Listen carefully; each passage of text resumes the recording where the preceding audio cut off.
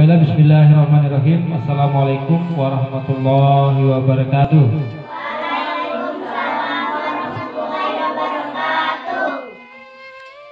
Alhamdulillah wa syukurillah la ni'matillah la hawla wa la quwwata illa billah. Asyhadu an la ilaha illallah wahdahu la syarikalah wa asyhadu anna Muhammadan abduhu wa rasuluh. Allahumma shalli wa sallim wa barik ala Muhammad wa ala alihi wa ashabihi ajma'in, amma ba'd. Senyum dulu, senyum. Nah, ini senyum. Oh, Abdal paling manis senyum.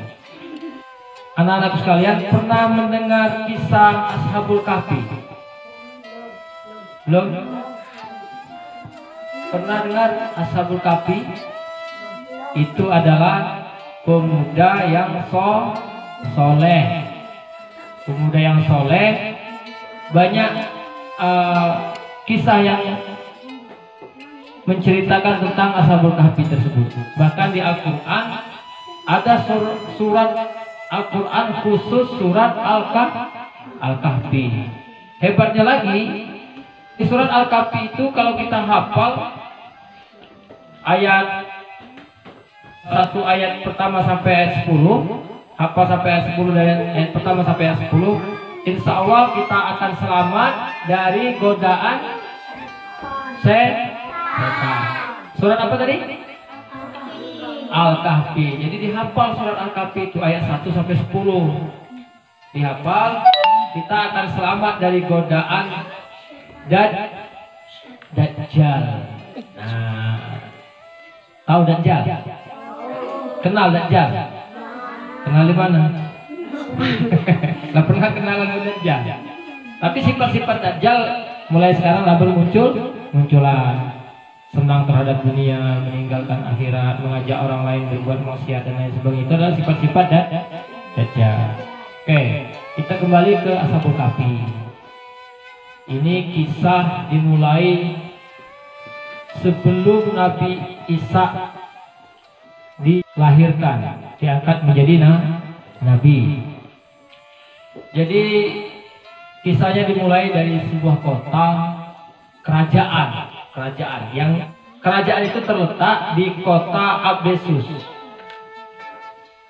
Tarses, antara Turki dan Yordania. Nah, dulu ada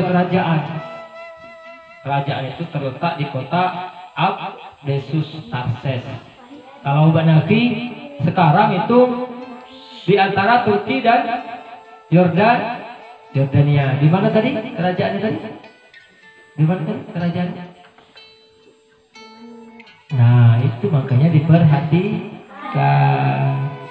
Di antara Turki dan Yordania. Nah, raja itu raja yang baik. Kemudian wafat, meninggal dunia. Lalu didengarlah oleh Raja Dikianius bahwa raja di tempat tersebut, raja siapa tadi? Makanya diperhatikan. Raja Dikianius mendengar raja di Abdesus itu meninggal. Raja siapa tadi? Raja Dikianius mendengar raja di Abdesus itu meninggal. Akhirnya dia menyerahkan bala tentara. Raja Dikianius ini penguasa Roma, mengerahkan bala tentara. Seluruh tentara dikerahkan untuk menyerang istana raja yang meninggal tadi. Akhirnya ditaklukkanlah oleh Raja Dikianius. Nah, kemudian Raja Dikianius membangun istana. Berapa panjang istananya? Panjang istana itu panjang 1 parsa, lebar 1 parsa. 1 parsa itu 8 km. Panjangnya itu berarti hampir dari sini ke Muaraman, Bukit Kemuning. Panjang. Lebarnya sana lagi. Jadi besar istananya Raja Dikianius itu. panjang 1 parsa, lebar 1 parsa. Nah, raja ini memiliki menteri. Menterinya itu ada 100. Berapa banyak menteri tadi? 100. Yang diletakkan di kanan kerajaan 50 menteri, di kiri kerajaan 50 menteri. Nah, ini Raja Dikianius banyak menteri. Nah, Raja Dikianius ini mempunyai 6 penasehat. 6 penasehat ini pemuda-pemuda cerdas. Baca arti cerdas. Pemuda-pemuda pintar. Memiliki pemuda-pemuda pintar, menjadi 6 penasehat Raja Dikianius. Nah, jadi kalau menterinya tadi yang 100 itu rapat, maka keputusan terakhir dipertimbangkan dulu oleh 6 pemuda yang pintar. Kalau kata pemuda yang pintar tuh, oke, mantap Raja, laksanakanlah keputusan itu. Walaupun itu lagi dimusyawarahkan oleh 100 menteri, tapi masih harus dipertimbangkan oleh 6 pemuda. Berapa tadi? Berapa pemuda? Berapa pemuda tadi? Berapa pemuda tadi? Berapa pemuda tadi? 6 pemuda cerdas. Ini nanti yang menjadi cikal bakal Ashabul Kahfi. Loh, kenapa 6? Nah, di situ 6. Nah, kalau pada saat dia berjalan, dia akan bertemu dengan 1 orang pemuda lagi. Jadi itu 7. Nah, kemudian setelah itu ditanya lagi, bagaimana istana yang seluas dan sebesar itu membuatnya harum? Kan kalau raja-raja itu kan harum, hebat zaman dulu itu kan. Kerajaan besar, istananya besar, nah perlu diharumkan. Nah, jadi kalau cara mengharumkannya itu, Raja Dikianius itu bawa ember. Ada seorang membawa ember, kemudian ada yang membawa burung. Nah, burung itu canggih. Ember itu berisi parfum yang sangat wangi. Nah, burung itu menceburkan diri dalam parfum, kemudian berkeliling istana, mengepak-ngepakkan sayap. Jadi jatuhlah parfum-parfum tadi, air-air parfum itu. Harumlah istana yang luas, istananya Dikianius. Nah, Raja Dikianius ini setelah 30 tahun dia memerintah, raja ini tidak pernah sakit. Kalau Helen kemarin sakit, kan? Raja ini tidak pernah sakit. Kemudian raja itu datang mengumpulkan para menteri. Berapa menterinya tadi? 100. Wah, para menteri dikumpulkan. Hai para menteri, kata raja, kan? Apakah kalian pernah melihat saya sakit? Apa jawab para menteri? Tidak, sang raja. Kami tidak pernah melihat engkau sakit. Nah, kata sang raja, kalau orang atau makhluk yang tidak pernah sakit itu kan Tuhan. Bukankah Tuhan tidak pernah sakit? Kata sang raja. Apa kata jawab menteri? Ya, sang raja, Tuhan tidak pernah sakit. Tuhan tidak pernah sakit, kan? Kalau begitu, kata sang raja, maukah kalian menyembahku dan menjadikan aku Tuhan? Kalau mau, kata sang raja, akan kuberikan seluruh kenikmatan-kenikmatan dunia. Yang mau harta dikasih, yang mau rumah bagus dikasih. Kalau sekarang ini misalkan yang mau mobil Mercy kasih, nah, kan? Yang mau duit banyak dikasih, yang mau emas banyak perhiasan dikasih. Asalkan mengakui Raja Dikianius Tuhan. Asalkan mau menyembah Raja Dikianius itu. Nah, sampailah berita ini kepada 6 pemuda yang menjadi penasehat tadi. Siapa nama pemuda itu? 6 pemuda itu, yang pertama namanya Tamlika. Siapa namanya? Tamlika. Kemudian Miksalmina, dan mikaslimina. Itu yang tiga. Tamlika, terus miksalmina, mikaslimina, Martelius, Kalitius, dan Sidamius. Nah, Nana dengan us namanya kan. Tamlika, miksalmina, mikaslimina, Martelius, Kalitius, dan Sidamius. Ini andalan sang raja tadi. Didengarlah oleh mereka. Kemudian rapat ke-6 pemuda itu. Rapatnya di rumah Tamlika. Istilahnya Tamlika ini ketua pemuda itu.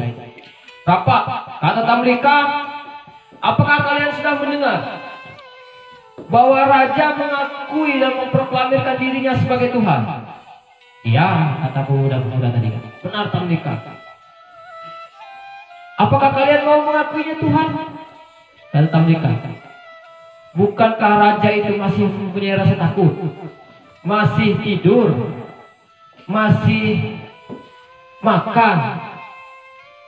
Kalau Tuhan tidak akan pernah melakukan hal-hal sebagaimana yang disebutkan itu.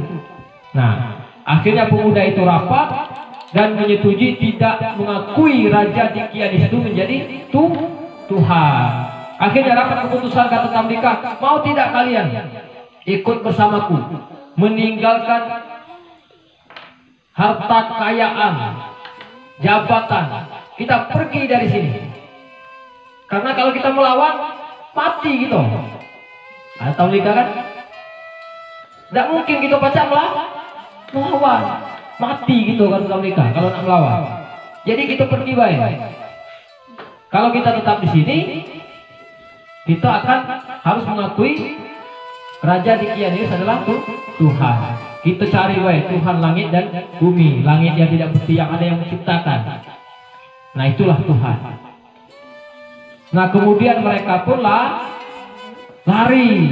Oh, lari. Kalau dulu kan lari bukan pakai motor. Jalan kaki. Oh, berkilo-kilometer jalan kaki. Bertemulah dengan seorang pengembala. Nah, kata pengembala, woi, caknya kamu kami wong kayu. Nah, kan, karena orang kaya itu pasti kelihatan kan. Kalau orang kaya itu kan kinaan. Kalau bahasa Palembang itu jingoan. Ada yang bajunya mungkin bagus, badannya bagus. Kata pengembala, hari ini orang kaya sepertinya. Oh iya, kata Tamlika, kami ini dari pejabat, 6 orang penasehat raja, tapi kami tidak menyetujui. Kemudian diceritakanlah oleh Tamlika apa yang dialami di istana Raja Dikianius. Kemudian kata sang pengembala, kalau seperti itu bolehkah aku ikut kalian? Aku tahu tempat bersembunyi. Oh, boleh. Nah, kemudian dikembalikanlah kambing yang menjadi pengembala tadi. Kemudian akhirnya mereka diajak berangkat ke gua di Bukit Namlus. Nah, di Bukit Namlus itu ada gua namanya Kimar. Di gua itu ada air terjun, Curug. Ah, bukan Curug Juno kan? Curug. Nah, di bawah belakang air terjun tadi ada gua. Ada gua. Nah, disitulah mereka bersembunyi.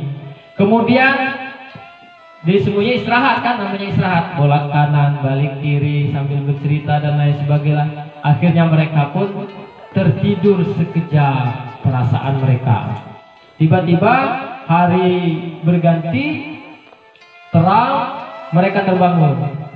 Lapar. Apa ini perut diajak kompromi? Lapar ini. Udah, siapa yang mau nak beli makanan? Kata Tamlika, aku bayar beli makanan. Kan Tamlika itu ketua rombongan. Berangkatlah Tamlika. Mereka itu masih bawa duit. Duitnya itu didapat dari menjual kurma. Dibawa duit. Berangkat, sampai ke istana, ketemu dengan tukang roti. Woi, tukang roti, aku nak beli roti dulu. Dikasihlah duit. Begitu selesai, Tamlika mau pergi, ditangkap sama tukang roti. Oh, nak kemana kau? Aha, kan tukang roti. Kalau mau Palembang, mungkin tukang roti itu kan. Ditangkap. Dari mana kau dapat uang kuno ini? Oh, itu bukan uang kuno kan Tamlika.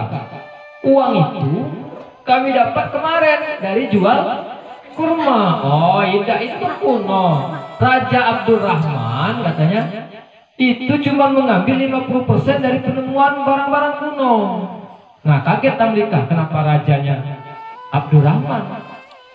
Kenapa rajanya Abdurrahman? Kan rajanya apa tadi? Dikianius. Oh, raja yang kau sebutkan itu raja yang sudah lama meninggal, ratusan tahun yang lalu, Raja Zolim. Nah, tambah kaget Tamlika. Kalau kayak gitu kata tukang roti, kau ikut aku ketemu Raja Abdurrahman. Oh, ya udah kata ini, kata Tamlika, ikutlah Tamlika menemui Raja Abdurrahman. Raja Abdurrahman ini lah jadi raja yang baik, jadi raja baik Raja Abdurrahman kan. Nah, kemudian setelah bertemu kata tukang roti, raja ini menemukan barang kuno. Bukan, kata Tamlika, bukan barang kuno sang raja. Ini uang yang dapat kemarin kami jual kurma. Nah, kata raja, itu uang kuno aku udah banyak ngambil, 5% baik dari barang-barang kuno itu untuk pajaknya kan. Oh tidak, sang raja, ini bukan uang kuno. Nah, jadi kemudian kurang sehat ini kata ini kan. Karena Tamlika tadi menceritakan, aku ini dulu di sini. Dia sebutkan nama-nama yang dikenal. Oh, nama-nama itulah meninggal berapa tahun yang lalu. Nah, akhirnya kata Tamlika, aku dulu rumah aku di situ. Nah, kemudian kata raja, udah tunjukkan rumah kau. Berangkatlah mereka itu ke rumah yang ditunjukkan Tamlika. Nah, ini rumah aku katanya. Keluarlah seorang yang sudah tua renta dari rumah itu. Katanya kepada kata Tamlika, ini rumahku katanya dulu. Nah, kau ini siapa? Kata yang lah tua renta tadi kan. Aku ini Tamlika, putra Filistin. Oh, langsung yang orang tua tadi langsung sujud pada Tamlika. Oh, inilah kakek moyangku katanya. Kakek moyangku yang dulu diceritakan oleh Isa alaihi salam, dia itu akan bangkit kembali. Dalam kitab Injil ada juga ternyata tentang kisah Ashabul Kahfi. Oh, ternyata lah ada nabi yang turun setelah mereka tertidur. Nah, kemudian singkat cerita, akhirnya mereka ditandu oleh Raja Tamlika tadi, dinaikkan ke tandu. Oh, pokoknya dipuja-puji lah kan Tamlika ini. Kata raja, di mana kawan-kawan kau? Ada di sini. Nah, akhirnya mereka dikawal oleh kerajaan berangkat ke gua tadi, ke bukit yang namanya apa? Bukitnya tadi Namlus, ke Gua Hima. Nah, mereka di sana itu air terjunnya sudah tidak ada lagi. Setelah sampai, jangan naik ke Tamlika. Nanti dikira kawan-kawanku Raja Dikianius mau menangkap. Biarlah aku yang membicarakan kepada kawan-kawanku. Karena mau diajak kembali ke istana kan. Sampai di dalam gua, kemudian Tamlika menceritakan bahwa raja sudah berganti. Ternyata kira-kira berapa tahun dan Tamlika kita berada di sini. Ada yang bilang setengah hari, ada yang bilang 1 hari, ada yang bilang 1 malam. Kata Tamlika, sesungguhnya kita berada di sini itu 309 tahun. Nah, kita dipanggil, diajak kerajaan, rajanya sudah berganti.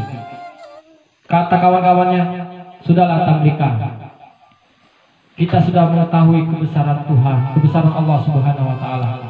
Kalau seandainya kita pulang dan ikut mereka, kita takut mereka mengeluh-ngeluhkan kita, kemudian mereka mengkultuskan kita, menganggap kita sebagai Tuhan nantinya. Kita berdoa kepada Allah, semoga gua ini ditutup selamanya oleh Allah Subhanahu wa Ta'ala, disamarkan oleh Allah Subhanahu wa Ta'ala. Nah, akhirnya Allah kabulkan, ditutuplah pintu gua itu. Kemudian sampai sekarang kisah Ashabul Kahfi itu entah tidak diketahui apakah mereka mati atau seperti apa. Yang jelas gua itu kalau sekarang mungkin sudah ditemukan. Waktu itu Raja Abdurrahman tidak menemukan gua itu kembali. Nah itulah kisah Ashabul Kahfi. Nah jadi apalagi 10 ayat Ashabul Kahfi itu. Para pemuda-pemuda ini hebat. Kenapa hebat? Dia mampu meninggalkan dunia, kekayaan, harta benda dan lain sebagainya untuk menghindari kezoliman, untuk menguatkan tauhid, tidak mau musyrik. Mudah-mudahan kita semua mempunyai sifat seperti Ashabul Kahfi. Oke, paham ya? Baiklah, demikian cerita Ashabul Kahfi. Abi akhiri, wabillahi taufiq wal hidayah. Assalamualaikum warahmatullahi wabarakatuh.